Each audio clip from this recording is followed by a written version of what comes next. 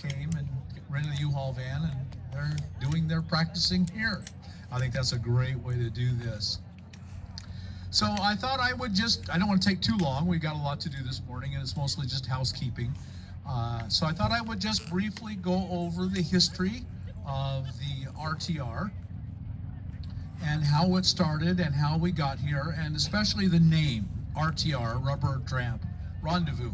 And so I've had a lot of people ask over the years, where did that name come from? And so I thought I would give you a little introduction to it. So first, I guess I'll start with myself. I started living in a van. Well, I started living in a van in 1995, but the internet was becoming a pretty big thing by 2005. And you know, it wasn't huge, but it was getting a good start.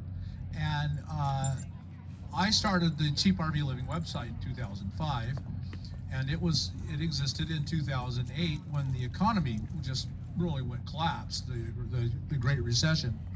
And so in 2008, when the recession happened, my website exploded, and the number of people living in their cars exploded. And so if you were going to be forced to live in your car or live on a really extremely tight budget, you went on Google. Well, I don't even know if Google existed. I'm sure it did. But the big thing was Yahoo. And you would go on Yahoo, and that's what you would search. Yahoo was the Google of the early 2000s.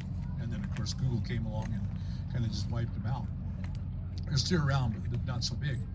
And so I went on, I had a Yahoo website, Cheap RV Living, and it grew, and people got to know me, and I got to know them.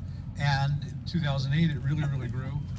And on Yahoo back then, there was a forum. It wasn't forums. What were they called? They had a different name. Groups. They called it groups. And there was a van dwellers group. And I had nothing to do with starting it, but I was a member.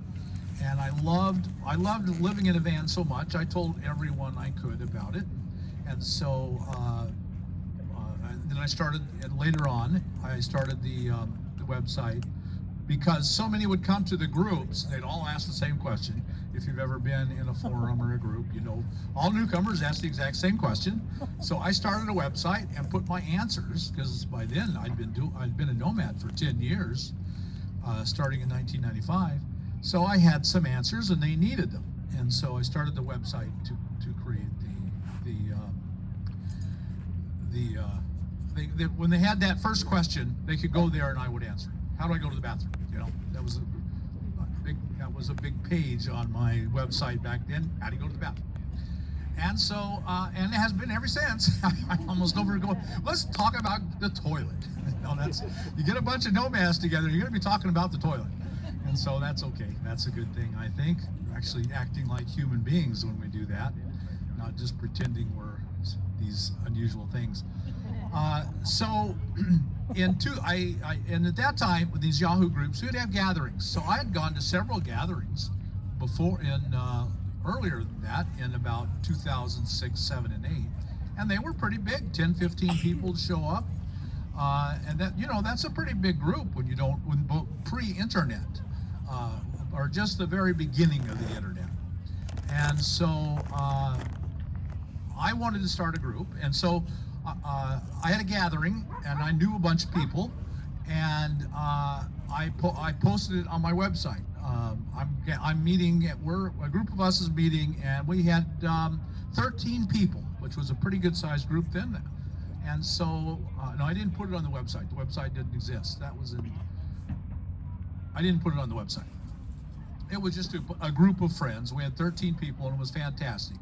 We gathered for about a month, and then we left. That was in Pahrump, Nevada.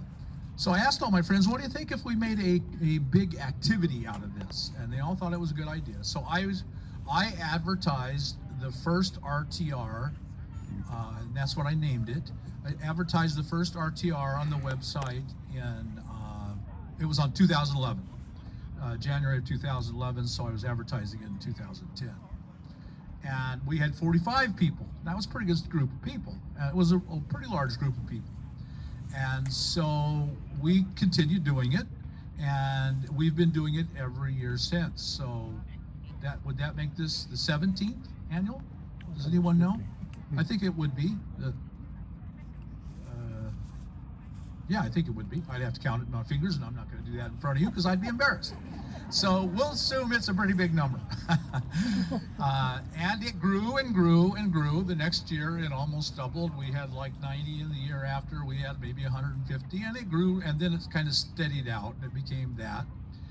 And then I went on YouTube in about 2015 or 16, 17, I forget. These are ancient dates. I don't remember them.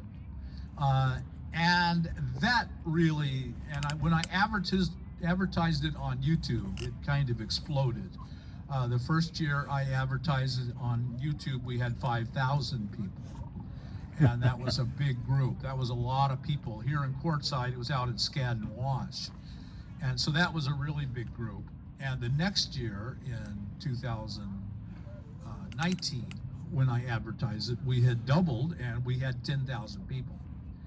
And by then, we had grabbed the full attention of the BLM, and they came out. And so we had gotten a permit for 2018, because by then we were growing big enough and we knew we were going to be bigger.